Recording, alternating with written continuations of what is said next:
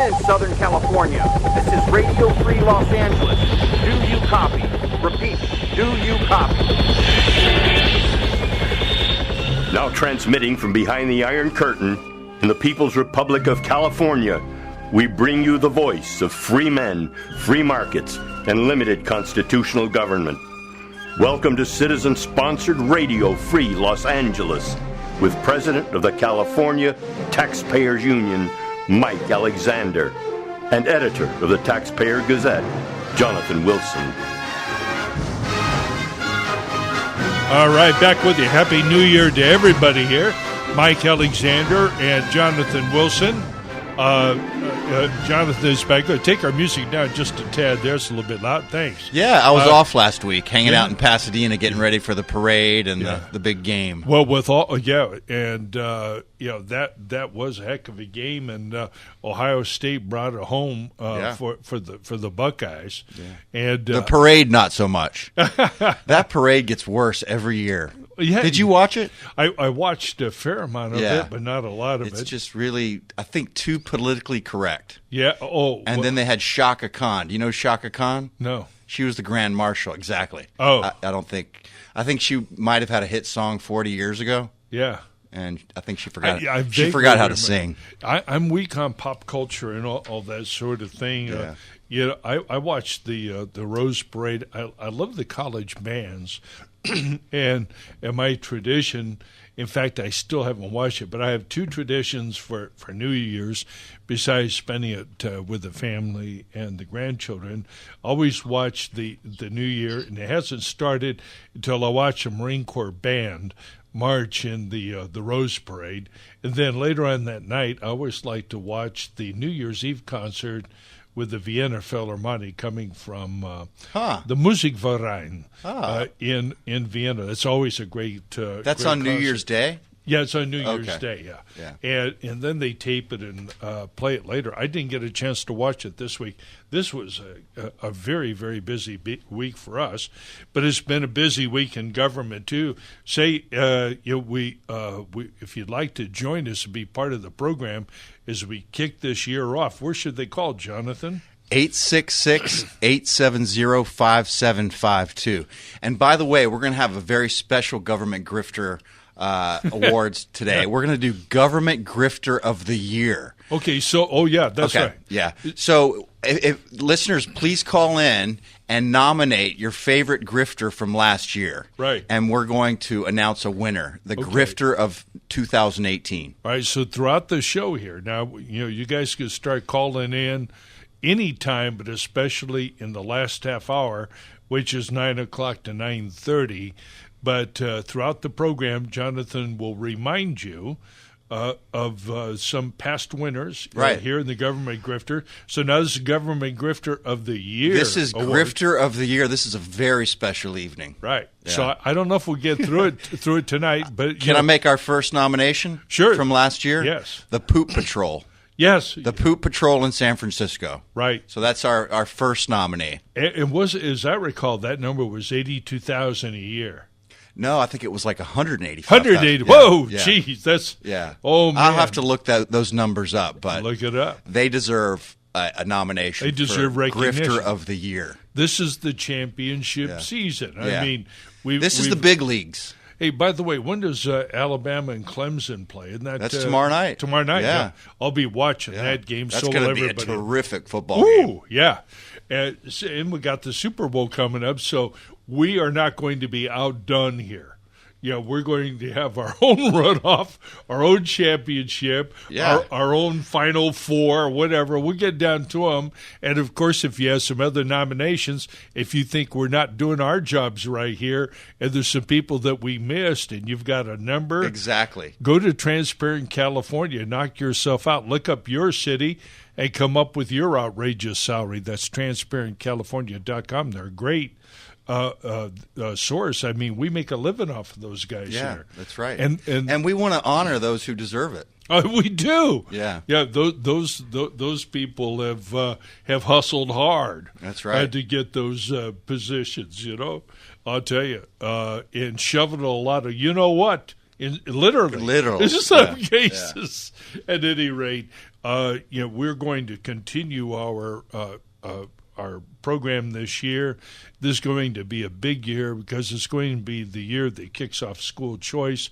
And I think, ladies and gentlemen, we're reaching a number of crisis points, not only in the country, but particularly here in the state of California. And our good friend Gavin Newsom, otherwise affectionately known as Gavin Nuisance, is now the governor of the state of California, as we might be looking at a bit of a recession. Now, I don't know what's going to happen any more than anybody else. In fact, it was one of those remarkable weeks where we started off the week with Nasty Pelosi taking over as Speaker of the House again, and then Mitt Romney. Oh, my gosh. Two of my least favorite people. Right. Beginning 2019. They've got all this turmoil, and just when you think that who is that other wild woman, Gottlieb, or whatever her name was. Yeah, says, that congresswoman from Michigan. Yeah, who called Trump a MFer. Correct. Yeah, we're going to impeach him. So you had that whole toxic atmosphere, and then on Friday morning, you wake up, you look at the Drudge Report, super job numbers. Yeah. Now, the reason I mention this is, we don't do, the federal follies here. We don't do a lot of federal news or do the Trump gig. Other people do it. They do it well. That's just not our emphasis. But I mention it because it's relevant to our situation here in California and every city in the state of California here. And that is the financial future of our markets. So just when and by the way, the markets took a heck of a whacking during the month of December, so it was enough to raise grave concerns on the part of a lot of people. Then you get a stellar jobs report, more Hispanic or Latino, however they define that. Here in California, it means, as a practical matter, that we've got more folks of Mexican derivation working than ever before, and that's in December, long after the harvest season. Mm-hmm. So we haven't even started the planting season or the pruning season yet. Usually November, December are slack months. There's going to be a lot going on in the citrus industry, but California tends to be a little bit agriculturally. Labor numbers are down in the late fall and early winter. Well, I mean, notwithstanding that, these numbers were up. I don't know about California employment, but it was just incredible. Manufacturing up. And the market popped up 750 points. Now, it wasn't enough to recover what it had lost because they had a net negative year, but it shows you that at a minimum there is a lot of confusion and chaos out there. Now, why is that important? Well, our state government is spending more than ever in every way, shape, and form, and it depends upon rising housing prices. In a lot of places, the housing has gone down, and if there are reassessments, that impacts tax revenue into the cities. If there's lower economic activity because of lower wages, then that affects sales tax revenue. If we have a situation, for example, where stocks are down, well, we're no longer realizing those large increases on sales. And all of those things fuel California revenues because California, unlike a lot of states, gets a tremendous amount of its tax revenue from the taxation of wages, the income tax here, and also property taxes on sales. It's not financed the way that a lot of other states are, like Texas. In fact, you go to Texas and your property taxes might actually be higher. But of course, they would be assessed on a piece of property that was a lot cheaper. So, right. Because that's how they finance themselves. But here in California, and this is the good news and the bad news for California, they depend very much on the taxation of high-income individuals. And when they leave the state or they experience a reduction in income, the state of California suffers. Now, the other reason why the stock market losses are such a huge big deal are pensions. Yeah. Right. Mm-hmm. So these pensions, you got these you got these clowns that run the cities, and all you councilmen out there, wake up. So did CalPERS take a big hit? Well, of course they did. I'm sure they did. It's one of the largest investment funds in the country, one of the largest in the world, and when the stock market goes down, its earnings go down. Mm-hmm. But worse yet, it's starting off from a lower point now. And let's just look at it this way: if CalPERS is this $1 or $1.5 trillion underwater that we believe it to be, I say CalPERS, not CalPERS, but all of the pension plans in the state of California, they're looking to investment returns in order to pay these monies later on. They're looking for 7.5%, right? They're looking for it, and they're not. And they're only getting what? 3.5%, right? At best. Thereabouts. It might have been better here the last couple of years, but because of the Trump economy, and they choke on that. But secretly, these people that are managing these pension plans are hoping like hell that maybe Trump is able to rub that magic lantern and make the stock market go better, because that's where they have to get their money. But here's the tragedy, class, and that is if these pension plans are severely underfunded in one of the greatest bull markets that we've seen in a long time, if they're underfunded now, what's going to happen when we have a market correction? And we thought we were having one here over the last month or so. We may still. We don't know where it's going to go. Yeah. If any of us could really, really predict the short-term movements of the market, we wouldn't be on radio. We'd be in the Bahamas somewhere. The fact is, nobody knows that. Over the long term, we know what markets are capable of doing, but they're grossly overestimating it. So here in the state of California, Gavin Newsom is coming into a state where these deficits are going wild, and it reminds me, one of our favorite websites and one of our favorite groups of people is the California Policy Center, and you'll find their compelling website at californiapolicycenter.org. That's California Policy Center, all spelled out, .org. Go on there and sign up for their newsletter. They're always fantastic. That will do as much as anything else to keep you informed about California and the issues that we talk about here. But my good friend Ed Ring published an article this last week for the CPC, California Policy Center, and we have a situation where they're reporting that our budget statewide is that they've got, believe it or not, Jerry Brown leaving office claimed that the state has a budget of $9 billion, a budget surplus. A surplus of $9 billion. But if you go through and count up the real liabilities, state, local, and debt, it's a mountain of debt. It's at least $1.5 trillion. Personally, I think just the pensions are $1.5 trillion, without tracing the rest of their debts and whatnot. So, but if you want to read a great report, go there and take a look at them, because these other post-employment benefits is what is killing killing our economy here in the state of California. It's all going to come down, crashing down around their heads.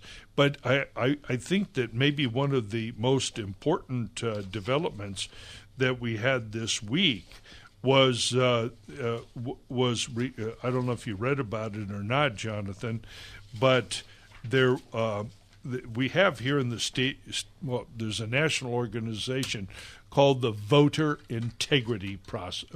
Okay, yeah, I'm familiar with that. Very familiar with them. And these guys have been going all over creation, arguing about these things.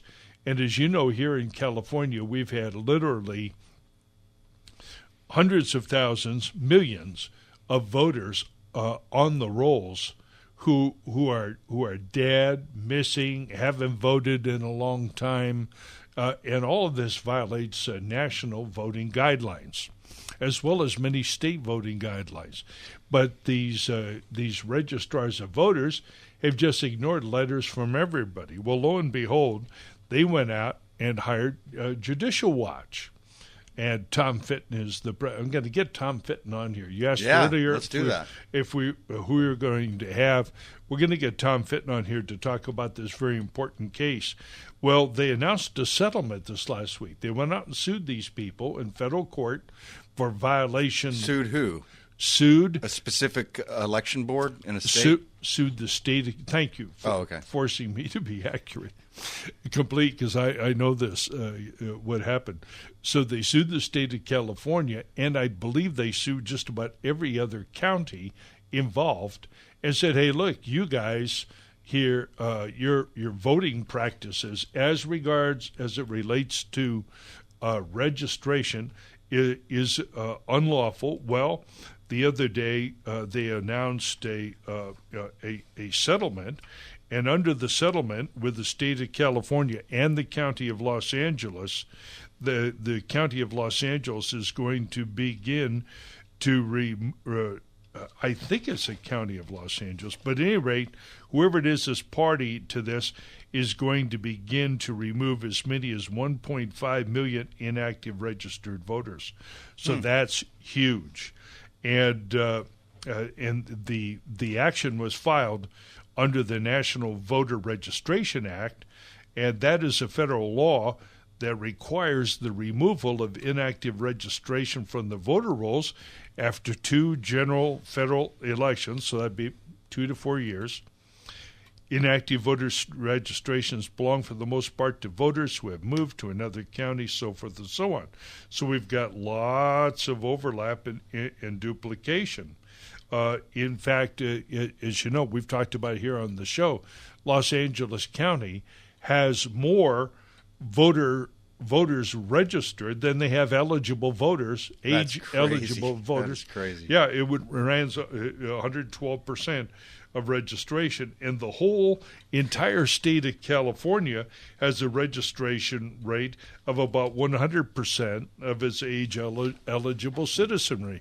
Well, you want to know, so in other words, if you look at the state of California, and by the way, the Democrat Party and the Republican Party both continue to have registration drives, right? Yeah. Well, how in the hell would you have a registration drive if the data shows that you've got 101% age-eligible statewide registration? Well, just register voters in every county. All right. Register the same voter. Thank you. So this. Well, I'm registered out in Riverside County and L.A. County. Right. Yeah. Yeah, because you used to be out there. Yeah, I was out at Riley's Farm. And then I got my driver's license here in Pasadena. Well, if you were Democrat, you'd be busy on election day. I'd have to go running around. Drop a ballot off in Riverside, drop one off Pasadena. That's right. Well, you put down your occupation, vote harvester, and or ballot harvester. But if you want to know where all those extra votes come from, well, that's where those extra votes come from. Mm-hmm. That's where a lot of the fraud. So it is, there's a lot of double voting. And by the way, that's a big problem up in the Northeast. You get all kinds of carpetbaggers coming in from Massachusetts and doing same-day registration in New Hampshire, right? Mm. And they'll do it to move the elections and the nominations of their favorite socialist candidate. Out there. So we want to applaud the Voter Integrity Project, as well as Tom Fitton at Judicial Watch. This is very important, and between the actions of these private litigants as well as the Justice Department, I think over the next couple of years, you may very well see some significant changes. It's very important. Now, if you would like to be part of our program here, you can call us. I lost the 866. Oh, here's the number. Give us a call. Let us know you're listening and let us know what's on your mind. 866-870-5752. Very good. We'd love to hear from you. Remember, this is citizen-sponsored radio, and we would like you to go to radiofreelosangeles.org. Net. RadioFreeLosAngeles.net. .net. Or CaliforniaTaxpayersUnion.org. Right. It all goes to the same site. Yeah. But it's very important that when you go to that site, CaliforniaTaxpayersUnion.org, click the join/contribute button. We really rely on contributions from listeners to keep the show going. Next week, Jonathan, I'm going to go back and we've had an increasing number of people who have been contributing to the show. We want to remember all of them.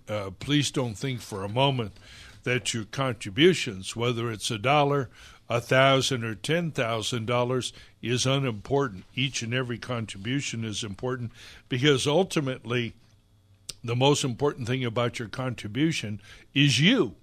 That is that you chose to get involved and you chose to take a material, concrete, meaningful step to getting your point of view across. And, this show here on Sunday night is one of the few places where state and local issues are focused on and related to the federal context. Remember, out there this year, the thieves in Washington, Sacramento, and your local city, between all these thieves, they're going to spend over $8 trillion. Well, over $4 trillion are spent by your state and local thieves. All right? So if you are concerned about the growth of government, if you're concerned about high taxes, if you're concerned about excessive regulation, if you're concerned about big government, and you ignore what's going on at the state or local level, well, you're just missing it. You're just missing it. And the amazing thing is that at the state and local level, you probably have a chance to do something about it, whereas the feds have insulated themselves very carefully back there in Washington and are very, very difficult to influence. But you have the ability to go out and run for city council and have a big impact. I don't think city council isn't big, because even some of these small cities like San Marino, we've talked about them many times, but a small city of maybe 12,000 people down there, they've got a pension debt of anywhere from $20 to $90 million. They have. So what does that work? What does that work out per household? Oh, I used to have those numbers, but it's huge. It's about $15,000, $20,000 a household.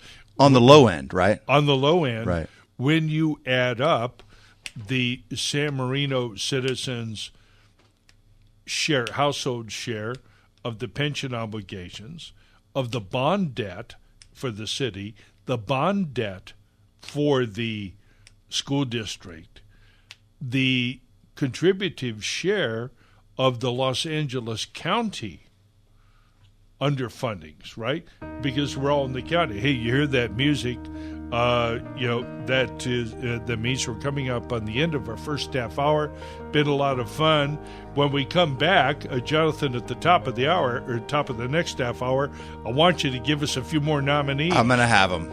Right. So, and if any listeners out there, if you have any memorable ones you remember from last year, this is a night of reminiscing of all the great grifters. Get busy.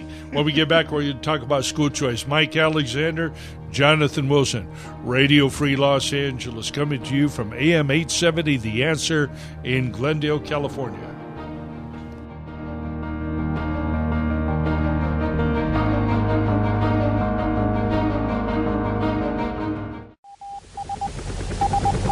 Come in, Southern California. This is Radio Free Los Angeles. Do you copy? Repeat, do you copy? Now transmitting from behind the Iron Curtain in the People's Republic of California, we bring you the voice of free men, free markets, and limited constitutional government. Welcome to citizen-sponsored Radio Free Los Angeles with President of the California Taxpayers Union, Mike Alexander, and editor of the Taxpayer Gazette, Jonathan Wilson. All right, Mike Alexander, Jonathan Wilson, back with you here. Thanks once again to Basil Hoffman for his great recording. He does a fantastic job. Star of stage, screen, what is it, and television? Yeah, whatever the phrase is. He's done a lot of television over the years. He's done it all. In any event, we appreciate all that. You know, life is complex. It's never all one way. And even when things seem darkest, there are always bright lights on the horizon. One of them is the successful attack in the federal court on voter fraud, one aspect of voter fraud, which is over registration. So that's a really good sign, and that means that there's going to be supervision. And you know, one of the thing about that case, you know who's going to monitor the compliance on that? The Voter Integrity Project itself. So it shows you that the federal court apparently didn't trust the government itself to report on its own compliance. That was the problem to begin with. So the Voter Integrity Project itself apparently is going to be part of the monitoring. Wow, that sounds promising. Compliance. Yeah, it does. So, and there was one other thing that's happened the last couple of weeks. You may remember that we had John Kupal on here. John Kupal is the president of the Howard Jarvis Taxpayers Association, one of the great political operations of the state of California. They've almost single-handedly defended Proposition 13 and have been a voice for tax reform and sounding the alarm about predatory government practices. And one of the worst practices that we've seen on the part of government, and of course this is understandable because government runs a business, an evil, crooked business, but they run one. And one of the worst practices that they have had of late is sponsoring a bond issue and then spending money on so-called voter education, which is nothing more than spending money on political advertising. And that's been done by a number of organizations. And complaints were filed. I don't know if it was John Kupal, but other people have. Complaints were filed with the Fair Political Practices Commission here in the state of California. And one of them, one complaint was filed against BART. You may know them, the Bay Area Rapid Transit District up there. Well, they floated a bond for $3.5 billion in general obligations, and then spent a bunch of money to get it passed up there. And of course, where are the citizens? They don't have money to do it. Well, the FPPC came down on them. It fined them $7,500 for that. But it did ever so much more because this past week, in a letter to, I think it was the Attorney General, might have been the District Attorney for Oakland County or whatever it is, but in any event, or San Francisco County. But the FPPC sent a letter suggesting that that a criminal investigation be conducted because this was a crime. Wow. Okay, so this is big stuff. Usually the FPC slaps on the hands. Well, these agencies have money up the yin-yang. It's our money, and they spend it so, they illegally spend it money to help promote the passage of a bond issue. That's amazing. They generate billions of dollars, and then we fine them. Even a large fine might be tens of thousands or maybe a few hundred. Well, they got all the money that they need. Now, you go out there and you start prosecuting them for crimes, and it's a different ball game. So remember here, and the relevance here is that here in Los Angeles County, you remember we had that I forget what it was, Measure C or Measure M, it was Measure H. That's right. It was a sales tax that was put on the ballot, and the county of Los Angeles itself spent a lot of money on it. There were letters of protest and so forth. So the LA County supervisors could be looking at some criminal liability here because of engaging in this. And there's no question about it. So they spent taxpayer money Yeah. to campaign for bond issues? Correct. They do it, and they do it in almost every city. Well, like city of South Pasadena. Now, hey, all you guys down there in South Pasadena, I'm not accusing you of a crime because obviously whether it's a crime or not depends upon the exact circumstances. But one thing that we do know is in these cities, when there are revenue measures that are on the ballot, the cities engage in voter information projects. They're carried out by the city council. They are carried.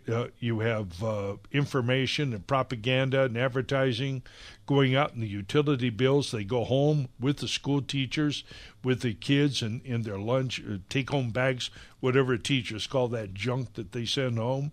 It goes. They spend a lot of money doing it. In other words, using our money to campaign against taxpayers.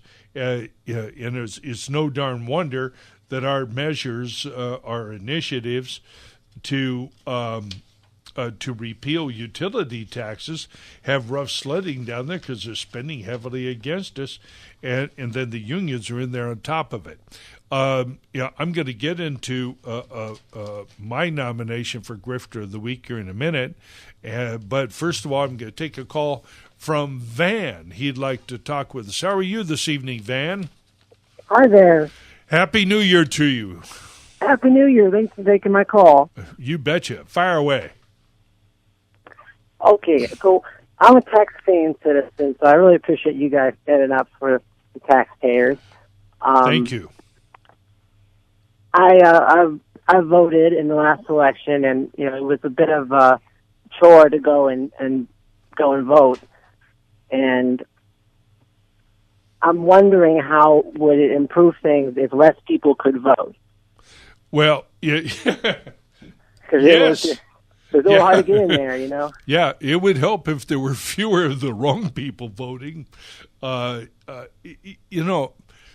It's a very interesting question. It goes back to the heart of how we run our democratic republic here. Theoretically, in an ideal world, every eligible citizen would take a responsible role in reviewing the ballot and participating. I think that it's a very positive thing that the youngsters here between 18 and 22 or 25 participate very little in the electoral process. I think that's a good thing because they're not old enough, don't have enough experience, and in fact don't have any experience on jobs or paying taxes. So they demonstrate remarkably good sense by not participating if they don't know what they're doing. On the other hand, of course, voting is now a business, and the people who are in the government business, and there are many of them, mostly on the Democrat side, but don't let people like Ryan or McConnell off the hook. There's plenty of Republicans right there at that trough with them. But it depends upon the votes. So we have to get the votes out because so much of our money is being controlled. And I would say that if conservatives, the conservatives among Republicans and the conservatives among Democrats, if they would get out and vote a little bit more, we'd be better off. I don't know. What's your take on it, Van? Well, I think, no taxation without representation, then if people pay more taxes, would they be represented more? Well, we have a problem in our state and in our country in that we have tolerated, particularly since 1916, when we started off with the graduated income tax, which up to that point, before we passed the 16th Amendment, income taxes or any tax that was to be laid had to be laid equally. So you couldn't send you a bill, based upon your income, and send the guy next door no bill at all. In other words, proportional, progressive income taxation. So that happened, and then by the 30s, they had used this mechanism and other mechanisms to engage in a massive transfer of wealth through the taxation system. So the root cause of it is the lack of any limitation on what government could do, as distinguished from the problem of who gets to vote. I think it's more important what people get to vote about than whether they get to vote at all. Did I make myself clear? Oh, I see. So it's more if someone's voting, but what they're voting for isn't something that really makes a difference, then how important is the voting? Well, that's right. I mean, once upon a time, you couldn't vote if you didn't own property. Once upon a time, if you were a woman, you couldn't vote at all. Your man voted for you, and he only got to vote if he owned property. Now, you can agree or disagree with that, how we ran our system once upon a time, but there was underlying wisdom there that remains true.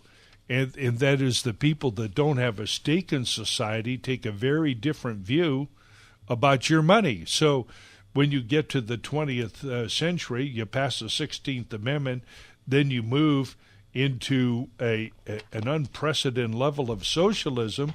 All of a sudden, you can vote to take another man's property and give it to yourself or somebody else. That's the problem. You see what I mean? It's the fact that you can vote to do that, not that you're voting.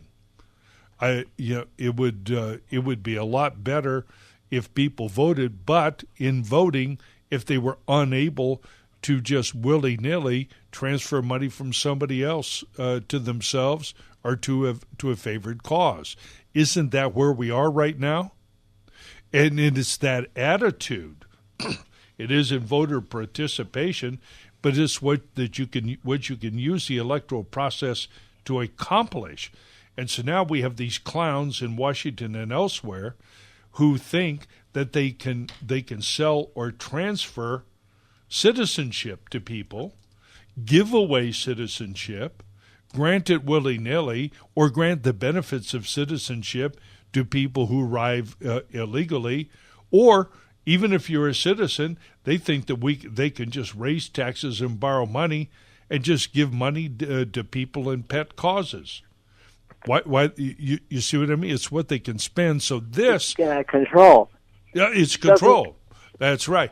And this is why the Convention of States is such a big thing, because the Convention of States will give the states who form this union and who literally constitute the United States, and they have the power to get together and to propose, through a convention process, propose amendments to be ratified by other states. So we need to cut back the size of government. And to do that, you have to cut back the scope of what it is that they can do. That's the point. So, hey, by the way, Van, where are you calling us from? What part of the country here? I'm in Los Angeles. Fantastic. Good. Well, I want you to stay tuned to me here tonight, Van. Thanks for calling. I'm going to go into another. Well, you were just talking about with Van. That reminds me of, I think was it a Thomas Jefferson quote, when the electorate discovers that our democracy cannot exist when the electorate discovers they can vote themselves a part of the treasury. Right. Yeah. Exactly. Am I getting that right? Yeah, I think it was Jefferson. And if not, enough other people have said it. Yeah. Some wag pundit said that after Franklin Roosevelt, there are only two kinds of citizens: those who work for a living and those who voted for a living. Right. And so we have many, many people who vote for a living now. And speaking of which, you want to know why we have a we have a spending crisis here in our state. Well, I don't know. I may try to get that one before we get into the 9 o'clock hour. I want to cover some very important things here, and maybe we can talk about it. As you know, as we sit here today, I think that that the UTLA, the United Teachers of Los Angeles, and a bunch of others, whoever they are going out on strike. Oh, that's right. That's Thursday, I think. Thursday, January 10th. Strike starts on Thursday. That's right. And they're striking for more pay and so forth. But I've got some numbers for you here, and I have another website for all of you. And Jonathan, when you and I get together on Tuesday, we got to get our page going to get some of these references up there. I ran into another really great website. I'm surprised that I don't know. In fact, I've lost track of it now. I'll get back to you. While you're looking for it, let me go ahead and announce a few more nominees. How about it? Go ahead. All right. From the city of West Hollywood, nominated for this year's Government Grifter of the Year Award is the Aquatics Supervisor. Total pay and benefit of $161,000 a year. Whoa! The Aquatics Supervisor. Water sports in West Hollywood. He manages a whole team of lifeguards. I'm not touching that one. All right. Well, you know what? Last time we nominated the lifeguard team in West Hollywood, we got a call from somebody. Somebody left us a voicemail and said we shouldn't go there. We should not go there. Okay, all right. Well, no, you're damn right. I'm not going to the pool over there. Yeah, you're on your own. You go down. Our intrepid reporter here is going to do a Jonathan Wilson. No, but follow-up the story. reason that we nominated the Aquatic Supervisor is that I think they only have one small pool in West Hollywood. Yeah. Okay. So, well, there you go. Anyway, okay, and our next nominee go ahead is from the city of Santa Monica. The Beach House Venue Manager. The Beach House Venue Manager. Yeah. At total pay and benefits of $173,000 a year. Oh, that was one of my favorites of last year. Okay. Yeah. All right. I don't know. I'm still high on the pooper. All right. Pooper scooper. So Pooper's got the inside track. A 182, feeling strong. But hey, you guys wake up out there, man. Don't be lazy. You got to get some nominations going. Remember, this is citizen-sponsored radio here. You can participate too. Hey, that website that I was trying to remember there is called Govern for California. And their editor there is a guy named, I think, David Crane.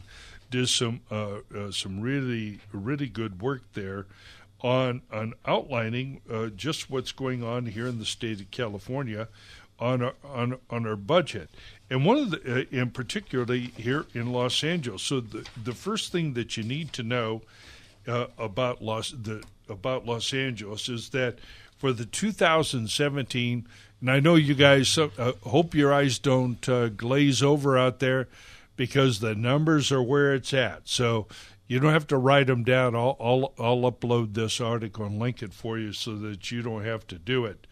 But for 2017 and 18, just the last fiscal year, the Los Angeles Unified School District collected $7.2 billion in revenues.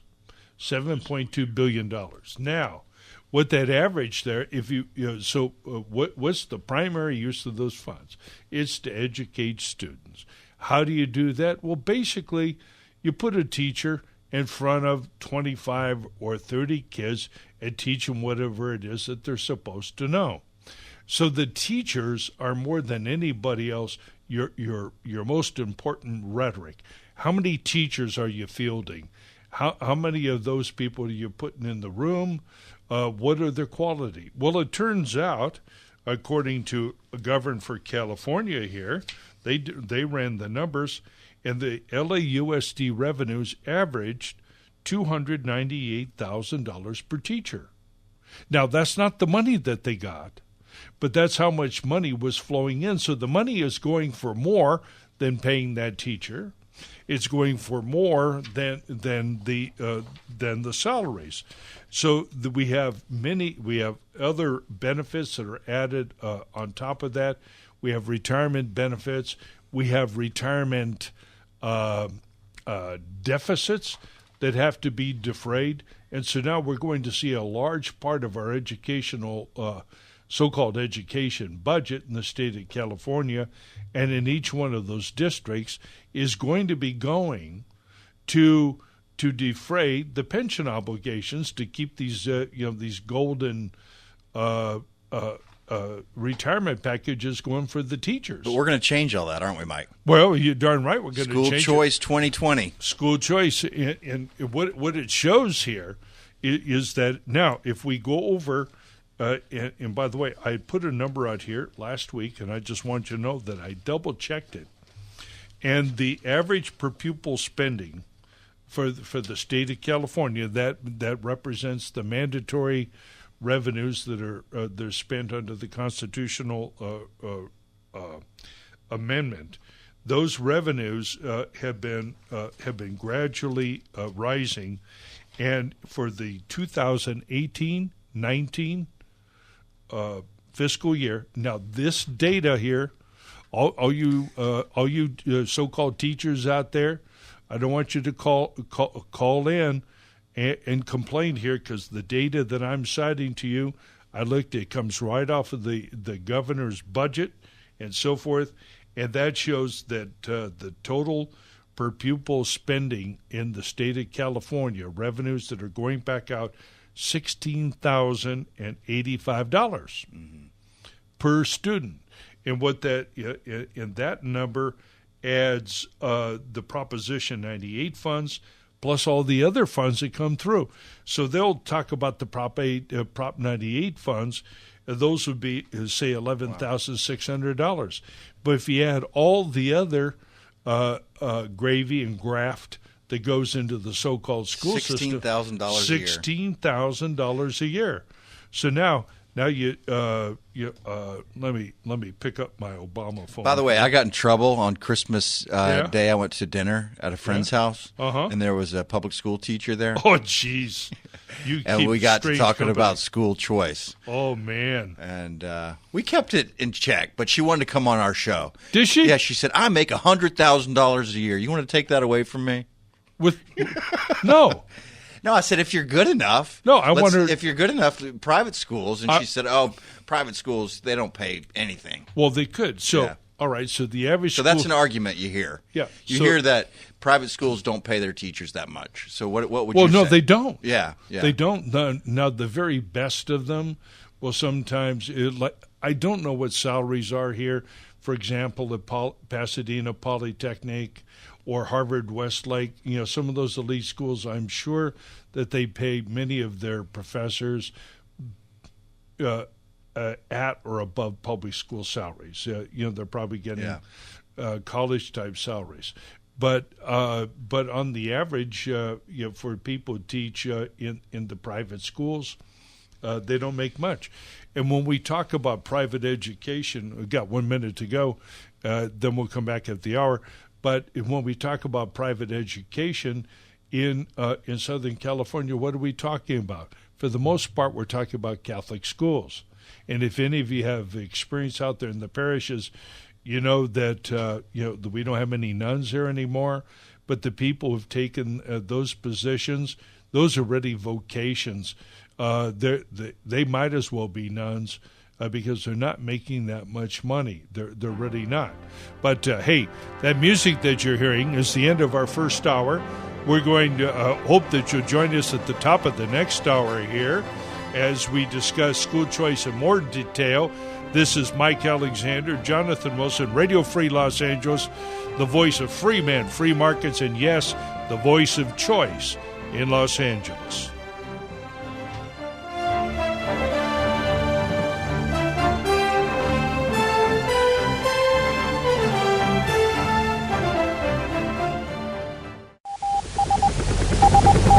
Come in, Southern California. This is Radio Free Los Angeles. Do you copy? Repeat, do you copy?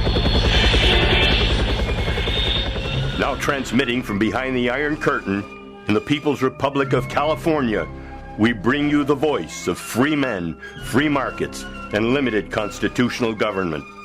Welcome to citizen-sponsored Radio Free Los Angeles with President of the California Taxpayers Union, Mike Alexander, and editor of the Taxpayer Gazette, Jonathan Wilson. All right, back with you here, Mike Alexander, Jonathan Wilson, Radio Free Los Angeles. Go to radiofreelosangeles.net, all spelled out. Go there. Sign up for our newsletters here. You're going to be, the first podcast of the season will be coming out early this week. You'll want to get it. Also, we need your financial support. It's a great place to go to it. You can also go to the California Taxpayers Union.org. Both of them, as Jonathan said, linked to that, to the same place. Get on there. Give a dime, $1, 1,000 or 10, because we're going to be engaged in the mother of all political battles, and we're gearing up for it now, and that's going to be the battle for the minds, souls, and intellects of our young children in our hearts. We must take our children back. The government is broken faith with all of us. They take the children because they claim that they need an education. I have no doubt that they do, but they take all of our money and they exercise a total and complete monopoly over what they call education. And of course, their intention is not to educate, but to indoctrinate. And we see the results. If you're a person of faith, if you're a family of faith, you know very well that these public schools not only do not teach religion, they actively militate against yours. They don't believe in religion at all. They believe in radical secularism. To the extent that they believe in any religion, it's the religion of the state, just like any communist re-education camp. And you must also recognize, if you don't by this time, if you're listening to this show and you don't understand anything, I want you to understand this. The public schools are owned and operated lock, stock, and barrel by the Public School Teachers Union. And those teachers' unions there are nothing but a political operation. And the public schools themselves are nothing but a political operation, period. It is nothing more or less than a branch of the Democrat Party. Now, I wouldn't be happy if it were a branch of the Republican Party. You need to take your own kids back, you need to take your money back, and you need to educate them. And that is why we will be having a summit, a school choice summit, on Saturday, February 2nd, 2019. That's about 3 or 4 weeks from now. We will be having a school choice summit in Pasadena, California. It'll be at the Romanesque Room. That announcement will be up on our website here early this week. It'll be followed by a formal school choice organization that we're in the process of organizing right now. But at that summit, you can come here. You can contribute your thoughts. You can contribute your money. You can be part of the solution. And that school choice initiative will embrace the following elements. An education savings account will be created for each school-aged child, K through 12, in the state of California. Into that account, each year on August 1st, will be deposited a sum equal to the average amount per pupil spent by the state of California. This year, that number would be $16,085. That $16,085 can be spent at your current school. You could just turn around and send your kid over there and sign over that whole check. Or you can send your child to a charter school or a private school or even a parochial school of your choice, provided it's accredited. Now, that money can only be used, of course, for qualified purposes. What you don't use to pay tuition, you can save and accumulate and spend it on other qualified education expenses, or, and get this, save it up for college and use it then. for qualified expenses. This is revolutionary, ladies and gentlemen. Why should you not have complete control of your education? And you know, that fat, sassy teacher that you saw, Jonathan, she irritates me just hearing about her. What was her first name? I can't say. Effie? And she wasn't overweight. Oh, yeah, she was. She's, yeah, that's my vision of, you know, whenever I hear from people like that, it reminds me of my favorite exchange. It was Uncle Buck, right? Yeah. With John Candy. And one of his niece, it had a bad run-in with one of the teachers, giving her a hard time. So Uncle Buck goes down there for the parent-teacher conference because his brother or sister or whatever it was out of town at the funeral or something. Oh, I remember. So he goes down there, and this gnarly old teacher, she got a big old wart sticking out like a witch wart on her chin. And after she scolds the child and scolds John Candy, Candy rips into her for being the disagreeable beast that she was. And when he was all done, she's huffy, and she's got her nose high in the air, and she's breathing fast. And at the end, John Candy flips a quarter on the table and says, by the way, one more thing. Here's a quarter. Why don't you take that downtown, have a rat gnaw that thing off your face? Oh, yeah. That's my vision of those people. No, this teacher that I had talked to on Christmas Day, Yeah. she was pleasant. Hey, look. You know, we tried to we were having a little bit of a, when it got heated, we had to remind ourselves we were at a holiday party. She won't turn loose of those kids. She's down deep, man. Yeah, she and Castro and all the rest of them are the same. Hey, let's go to, we've got a call in here from one of our good friends here, Brent from Los Angeles. How are you, sir? Doing great. How are you, Mike? And Good. John? Hey, we're off Brent. to a roaring start here for the beginning of the year. And by the way, Brent, are you all signed up on our website? I should be. Good. We just want to make sure. Are you getting our podcasts? I do, but not on a regular basis. Yeah, we've been a little irregular here. Beginning of the year, it'll go out this week and every week Great. hereafter. Beautiful. So, hey, what was your point tonight, Brent? Well, I have so many things, but since you're talking about education, Yes. I had in mind some of the quotes from some of our great past presidents about the necessity for education. And it's so sad that this upcoming strike, which I hope occurs and stays for a long time, it's so dangerous, the education that is being received. I don't even consider it education Right. the same as yourself. Right. But and so what the president said, what made education so important is first, John Adams said, liberty cannot be preserved without a general knowledge among the people. So if we don't have even a concept of liberty, and that because we don't have a concept of morals and ethics, that's very dangerous. Well, that's right. You know, we've discussed here last week, I think it was you and I, we've discussed the problem with what the fundamental premises of our constitutional republic is.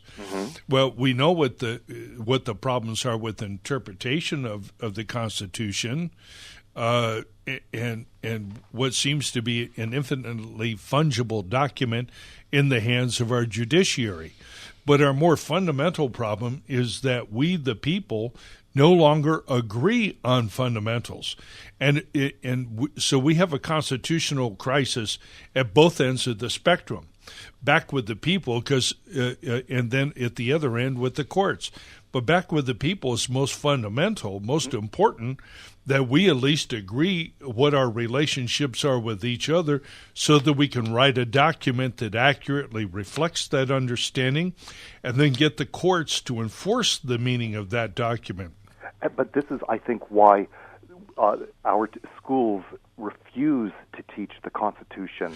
Well, they not only refuse to teach the Constitution, what they really don't want to confront and don't want to teach are the ideas that underlie the Constitution. The Declaration. The Declaration, the Bible, our relationship to God, the natural law, our own struggle for liberty, the very ideals of a small restrained government. the idea that the Constitution itself is a negative document. That is, it is designed to deprive government of power and to concentrate it in the citizens. The schools don't want to do that, and what they're trying to do is to erode the fundamental constitutional understanding among the people. And, of course, they don't really want to teach the kids to be literate in Spanish or English, as we said many times here. Most of these kids in LAUSD succeed in being stupid in 2 languages. Yes. That's the problem. And we can't afford to have our students, no matter where they came from, if somebody's going to be here in our country, they've got to be able to function fully in our economy and to participate fully in our democracy. If that doesn't happen, then they are going to be subject to manipulation, as they are now. They can be subject to manipulation by special interests and demagogues and everybody else. And so, what we want for the Latino student, what we want for the black student, what we want for every struggling student is full independence of the government and no dependence on me. I don't want to own them. I don't want to own anybody. Right. Well, this is why it is so dangerous for California and Los Angeles to teach these things, because this is truly revolutionary. Yes. They pretend, they use words like revolutionary, but there's nothing at all. Another thought by James Madison. He said, a popular government without popular information or the means of acquiring it is but a prologue to a farce, or a tragedy, or perhaps both. That's right. Or a prologue to Ocasio-Cortez, or Schumer, or that superannuated goofball. What's her name? Pelosi. It is. It is absolutely incredible. Brent, I want to thank you for calling in tonight, my friend. Thank you. We look forward to talking to you many times in the coming year. Thank you. You too. Next up, we have Dave in Orange County who wants to talk about our topic. How are you this evening, Dave? Have you signed up? Are you giving me $1 a month yet? Oh, I am going to, sir. I've had to take care of my friend who has been really sick, and she got over it, but it was really, really something. The Lord helped her through it, and I just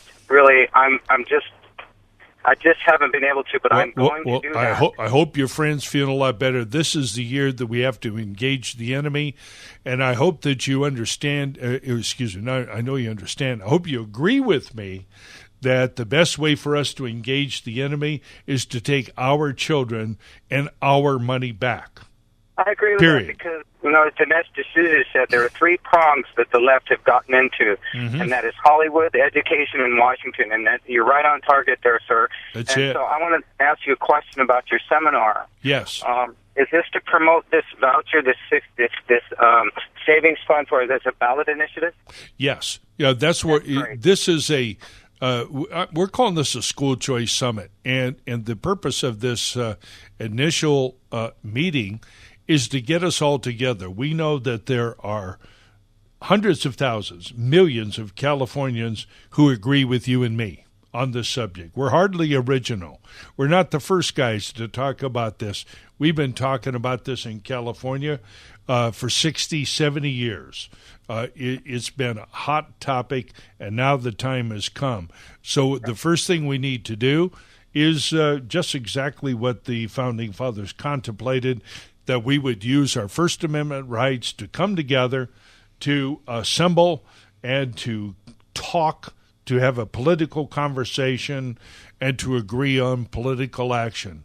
And Mike, what you're doing is you're freeing the children. Right now, I think what you're generally saying, and what we all know who are in the know, is that there's this iron grip of actual tyranny of indoctrination in the public school system in California, and we see time and time example after example. And so my other thought on this, Mike, is that college fund, using it as college fund. My thought on that was that that's so great because parents will have an incentive to keep their children in line, to tell them, behave in school. Look, this is your goal.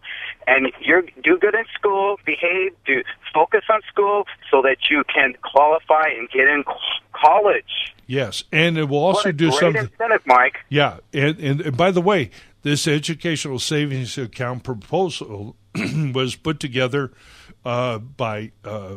sponsored by Senator Morlock and a lot of guys, John Kruger and a few other people associated with the California Policy Center. So, this has key features a lot of us have talked about. I like their proposal. I've embraced it, and we look forward to working with people to push it. And the other important thing about saving that money is that it helps to enforce price discipline so that the tuition at a grammar school does not automatically become $16,085 at every school. You see what I mean? The parents will be able to use it to shop for the best value for their educational dollar so that they can save more money and have something for the future there. You see what I mean? Yes. Is your target date for the ballot initiative 2020? Yes, 2020. So just about the time that they're going to trot out Pocahontas or Hillary's corpse, Hillary, Bernie Clinton, weekend at Bernie's Clinton, right? Slap a pair of sunglasses on her and run her again, So this just could be too much fun here. The talk show radio gods have smiled on us. We got Talib calling for. We're going to impeach that MF, right? We've got Ocasio-Cortez table dancing or whatever. Yeah. It's going to be a fun 2 years. It's going to be a fun couple of years. I have one more question. Would you? Will that information be up on the website right now? And if so, would you mind if I connect your link to my Facebook page? I would like to encourage everybody to go to and like it. Well, it's called Conservative America Networking. Okay. Yeah. Now the announcement, we're going to get up there on our Facebook page tomorrow. It'll be up this week. Yeah. Yeah. Okay. Dave, thanks very much. We have Gloria. Who has a suggestion for us. Gloria, how are you tonight? Hi, Mike. Happy New Year. Hey, Happy New Year to you, ma'am. Jump in there. You got a nominee. Oh, yeah. When you first came on the air, my first thought was the Pooper Scooper in San Francisco. And then I was also thinking there was one, I think, in San Marino, and I can't remember exactly. Okay, I don't know. We've had so many nominations I here. know, from San Marino, that was like a big high one. Yeah. But anyway, okay, so I'll go with the Pooper Scooper. But okay. That's my favorite part of the show anyway. I wait patiently for that every Sunday. And also, I wanted to find out, because I've been, I listen to this station, AM 870, always, and the guys are fantastic all during the day. And I've heard on one of the guys' shows that they said President Trump could use funds that are available, from in another fund to actually go ahead and fund the wall without the Democrats. Do you know about that? Well, it's not that he does it without Democrats. Yeah, it's not so much he does it without Democrats, but he does it without further input or authorization from Congress. So Congress appropriates all this money, and within the range of the existing law and regulations, he would have the flexibility to do it.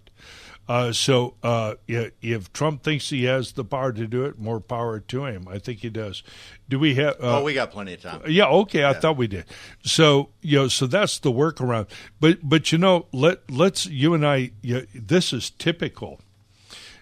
We've got one guy at the federal level whom we expect to carry all the weight. What I want to know is how in hell and why in hell have we not had funding for this wall all along?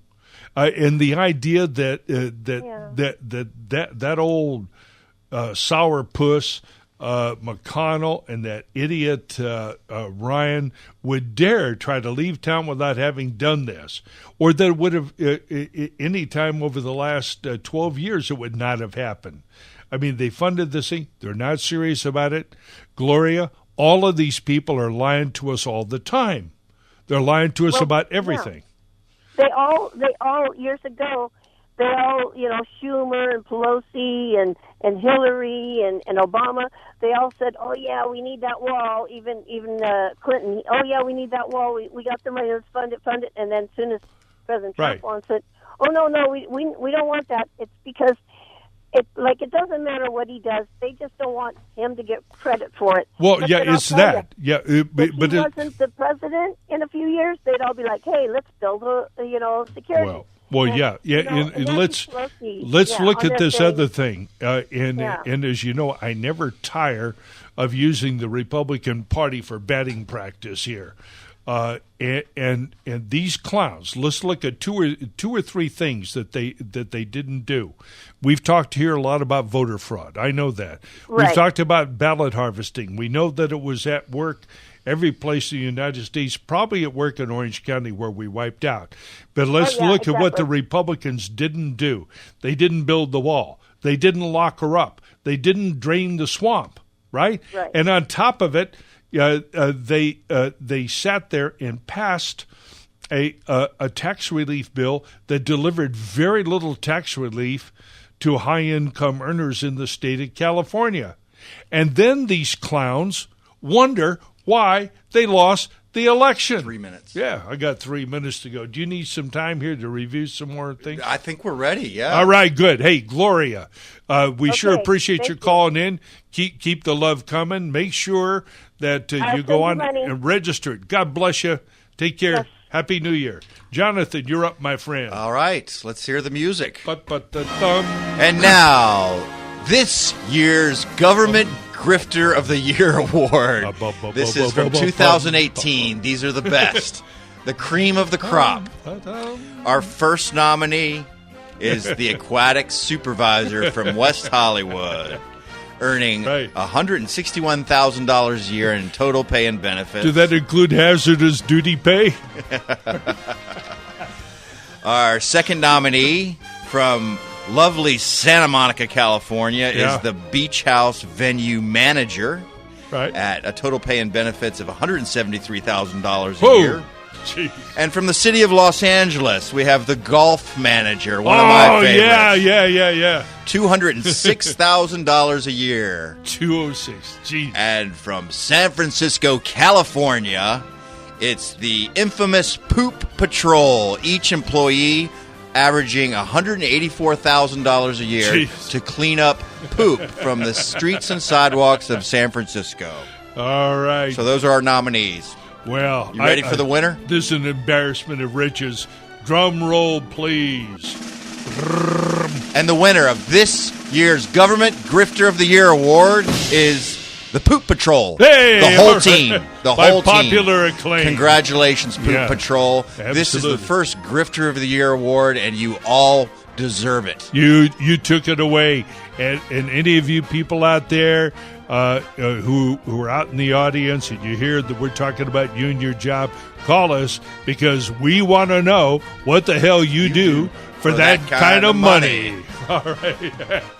So, hey, how much longer we got a minute and a half. It's been wonderful. You know, we poke fun at all these things. We're deadly serious about this stuff, but we want you to know just how ridiculous it is.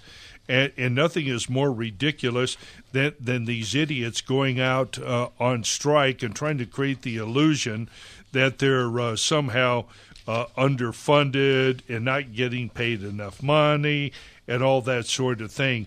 And you need to know that their revenues at every level have been increasing each and every year for the last many years. In 2016, total spending was $14,752. In 17-18, that went up to $15,000. In 18-19 fiscal year. It's gone up to $16,000. You know, that is tuition at some of the elite private schools in Southern California. And they're turning out nothing but illiterates. Well, you hear that music there. That means that we're end of our first show of the year. Hey, really. I thought that was a pretty good show tonight, Mike. It was yeah, a good work. It was. I enjoyed it. I enjoy all of you out there. So be sure to call in next week. Go to RadioFreeLosAngeles.net and become part of the solution. Mike Alexander, Jonathan Wilson. See you next week.